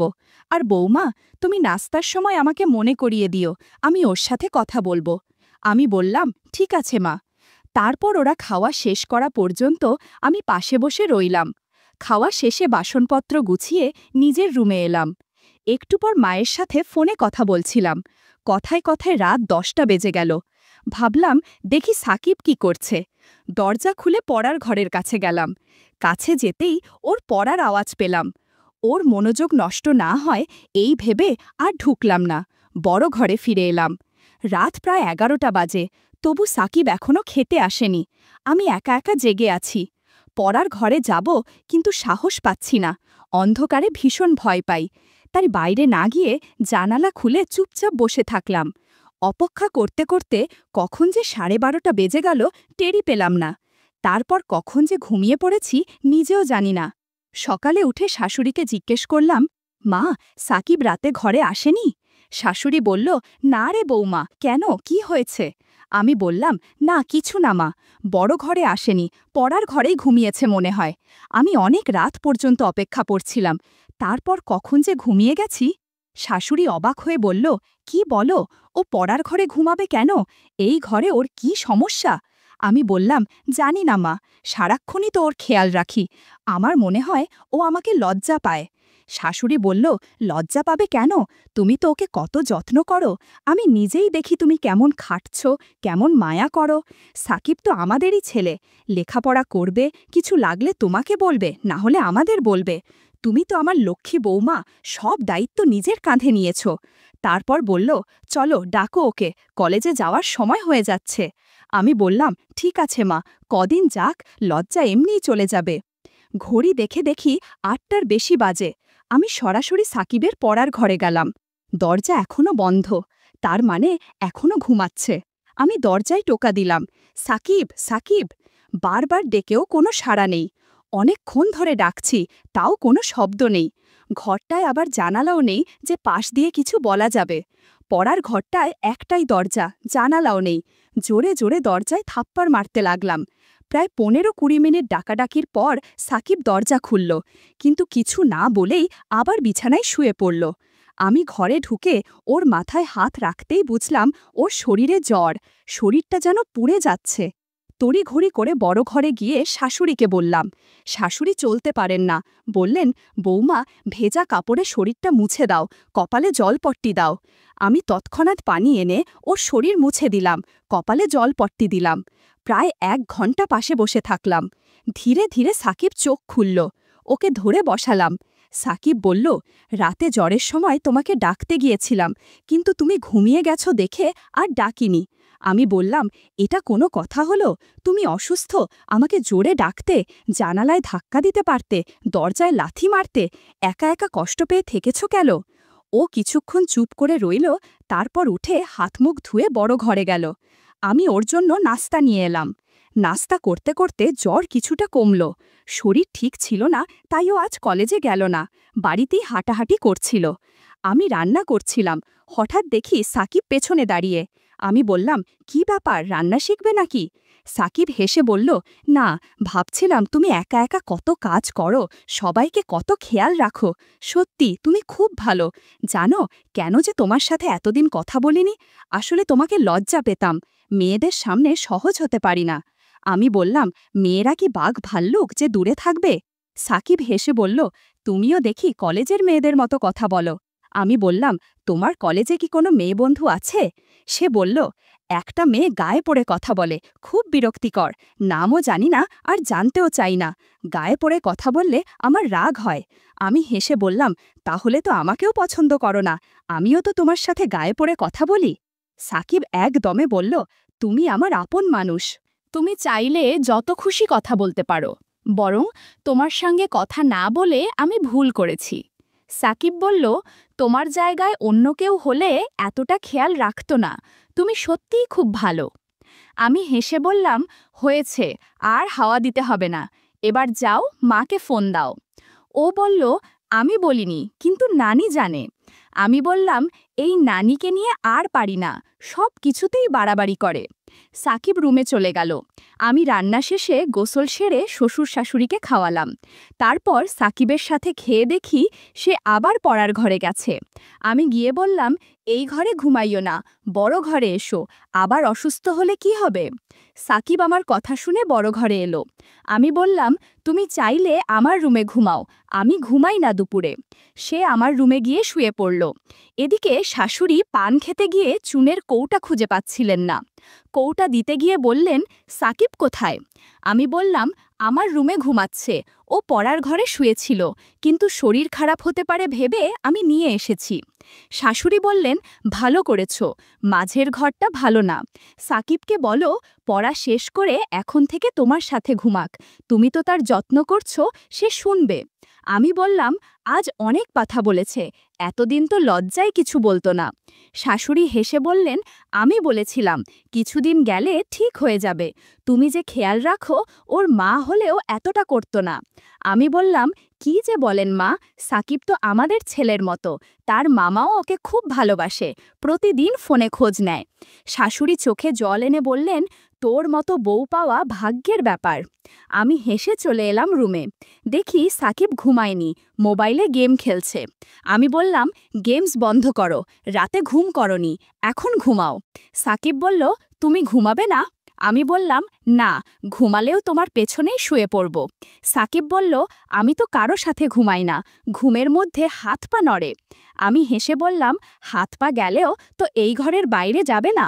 সাকিব হেসে বলল, তুমি খুব মজার মানুষ, মনটাও অনেক ভালো।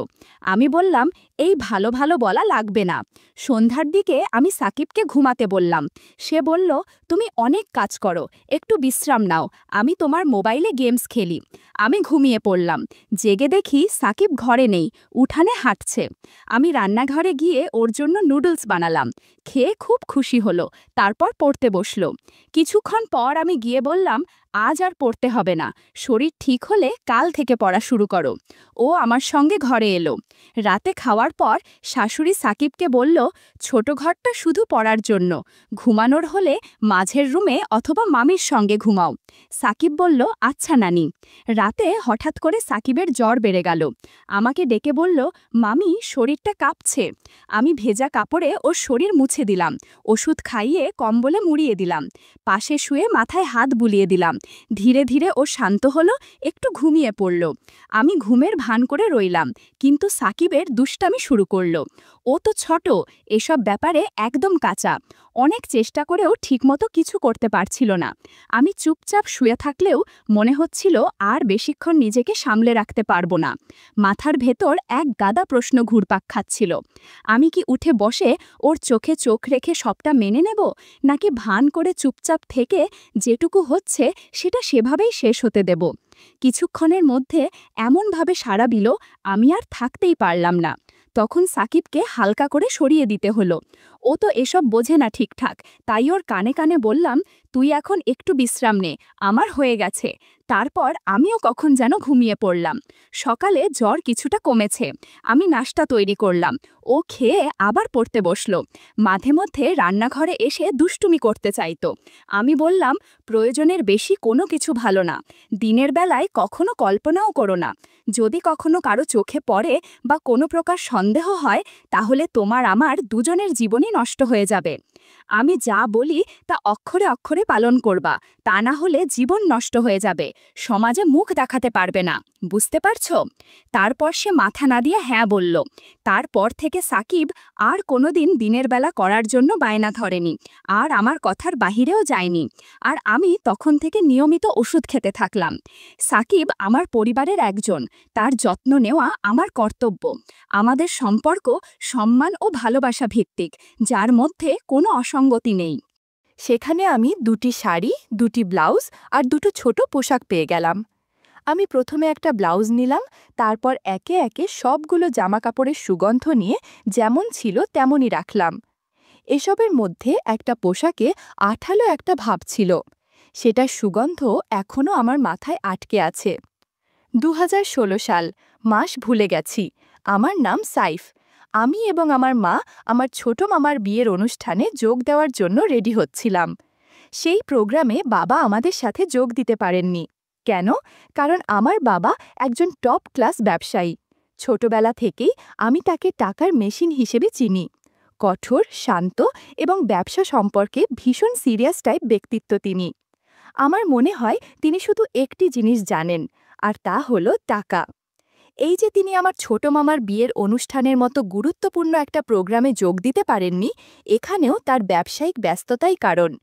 যাই হোক, আর কোনো উপায় না পেয়ে আমরা মা ছেলে আমাদের পরিবারের হয়ে প্রোগ্রামে যাওয়ার সিদ্ধান্ত নিলাম।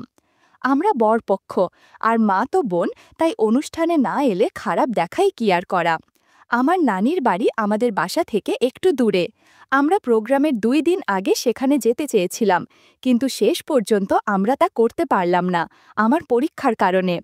তাই আমাদের সরাসরি যাত্রা করতে হলো হলুদের দিন। মনে আমরা যেদিন যাব সেদিনই হলুদ। আমরা সেখানে পৌঁছালাম বিকেল 3টায়।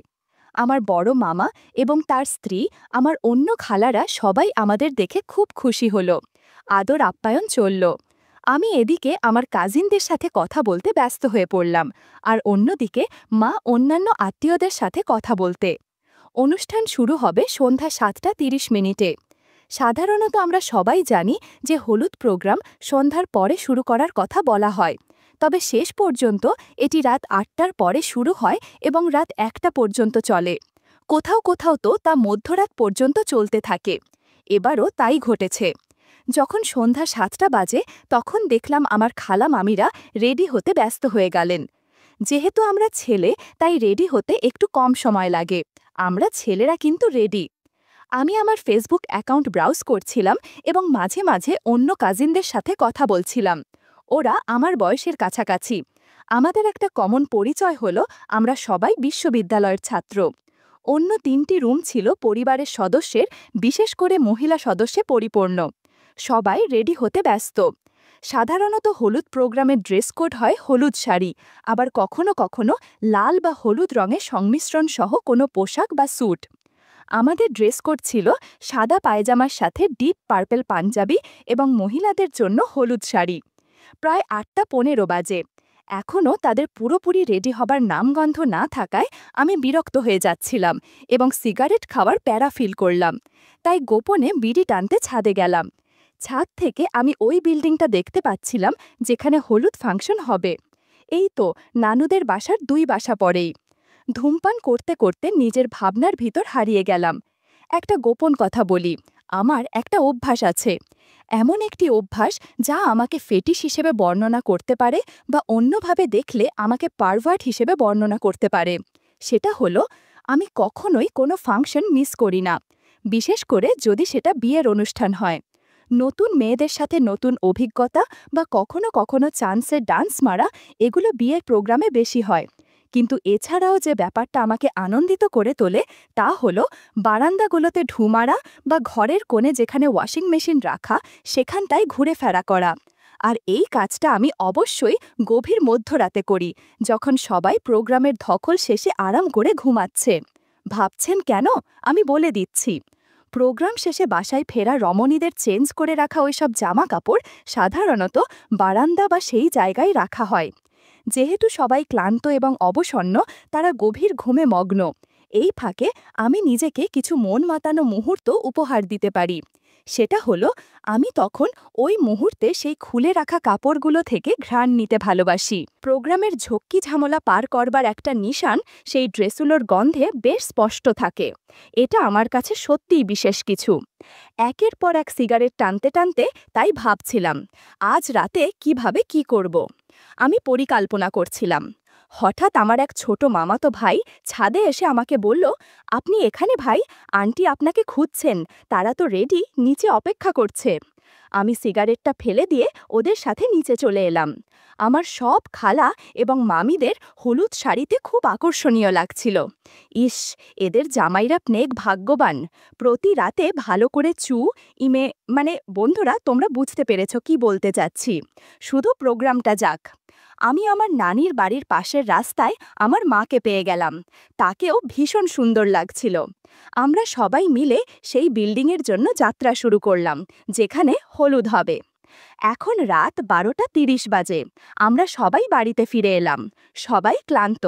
ঘুমানোর ব্যবস্থা আগেই করা হয়েছিল। আমি আমার এক খালাতো ভাইয়ের সাথে ড্রয়িং রুমে ঘুমাবো। সেই ভাইয়ের বয়স 15। সে সবেমাত্র এসএসসি শেষ করেছে। ক্লান্ত সবাই, ঘুমের জন্য ব্যাপক অধৈর্য ছিল। আর এদিকে আমি ক্লান্ত থাকার অভিনয় করছিলাম। কিন্তু সত্যি বলছি, আমি মোটেও ক্লান্ত ছিলাম না। আমি হয়তো আমার মধ্যরাতের ওসব দুঃসাহসিক কাজের জন্য আমার সমস্ত শক্তি সঞ্চয় করে রেখে দিলাম। রাত 1:30টার পরে সবাই ঘুমের জন্য নিজ নিজ রুমে ফিরে গেল। আমিও বুঝলাম আমার সময় শুরু। কিন্তু আমি তো এখনই উঠে যেতে পারি না।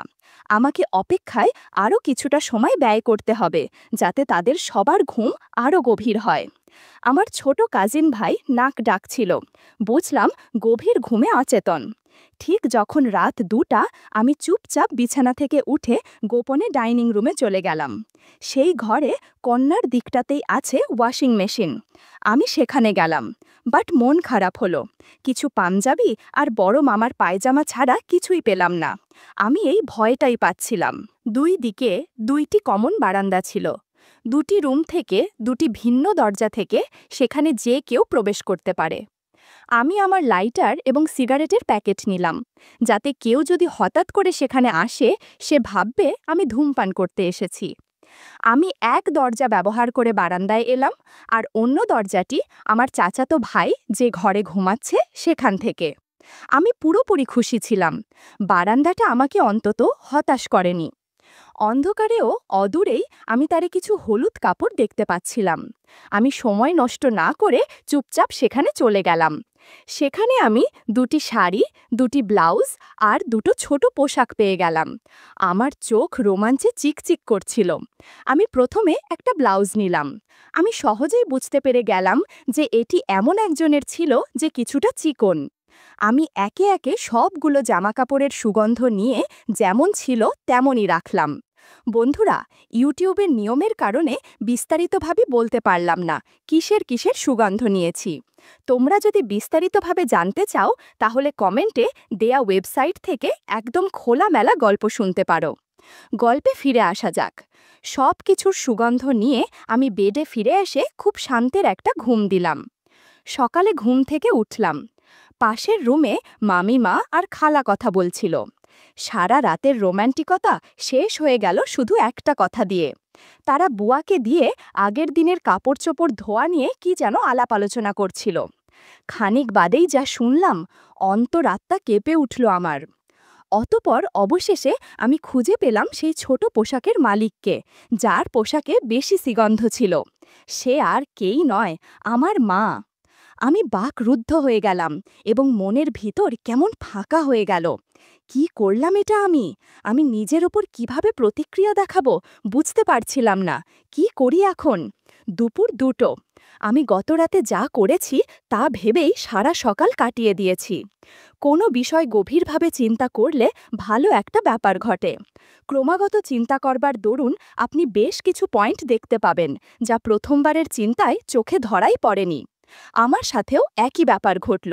আমার মনেও একের পর এক বিভিন্ন ধরনের ধারণা এবং অবাস্তবিক চিন্তা জড়ো হচ্ছিল। যতবারই ভাবছি ততবারই যেন সেই সুঘ্রাণ নাকে বাজছিল, আর একই সাথে যেন সেই স্বাদটা বারবার টের পাচ্ছিলাম। কি চমৎকার রকমের সেই স্বাদ!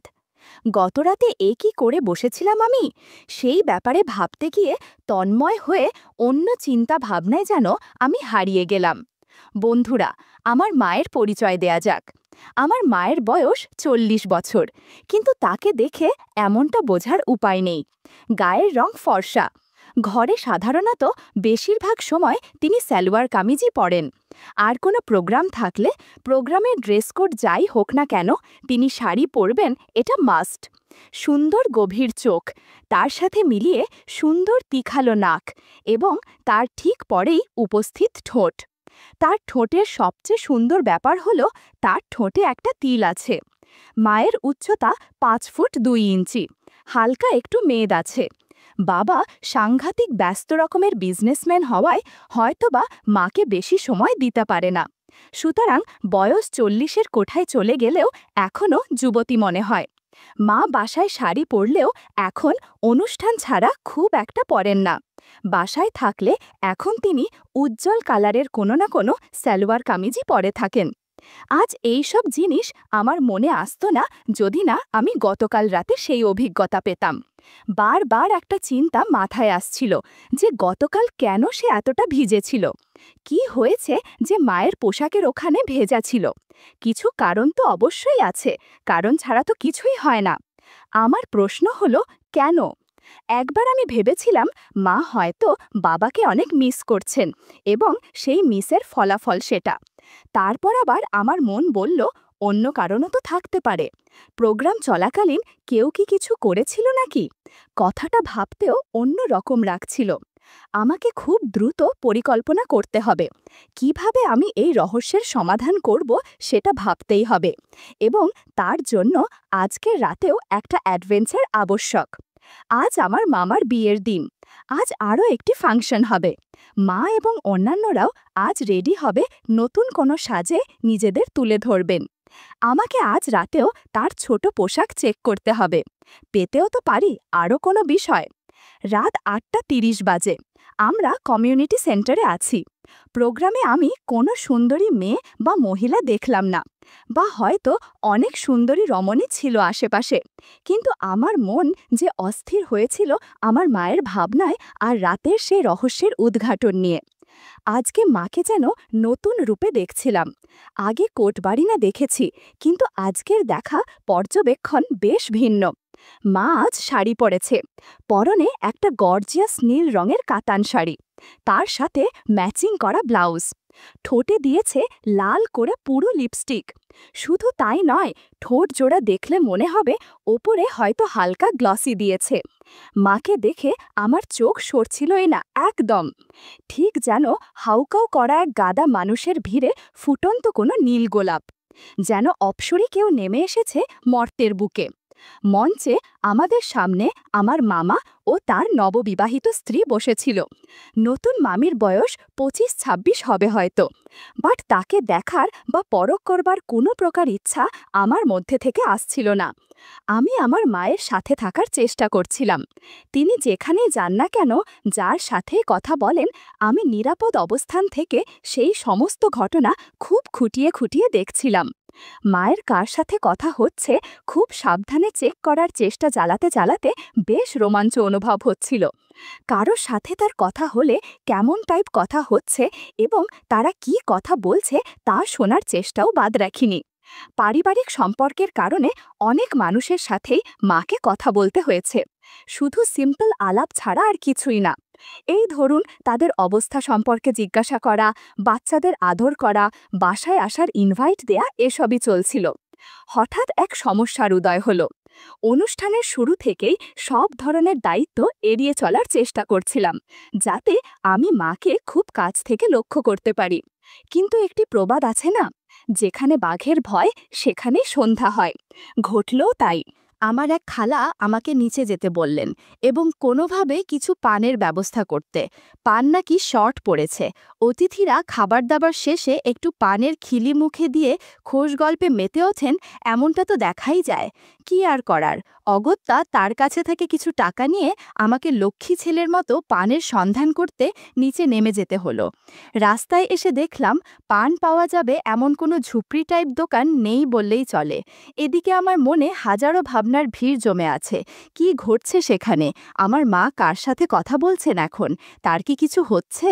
সবচেয়ে গুরুত্বপূর্ণ চিন্তাটা হলো যে লোকটি কে। যদিও আমি নিশ্চিত ছিলাম না যে আমি আগের রাতের মতো আজ রাতেও ফলাফল কি না, তবে আমি আশা করছিলাম যেন পাই। পান হাতে নিয়ে কমিউনিটি সেন্টারে ফিরে যেতে আমার 30 মিনিট লেগে গেল। আমি পানের ব্যাগটা আমার খালার হাতে দিলাম এবং মাকে খুঁজতে লাগলাম। তাকে কোথাও দেখছিলাম না।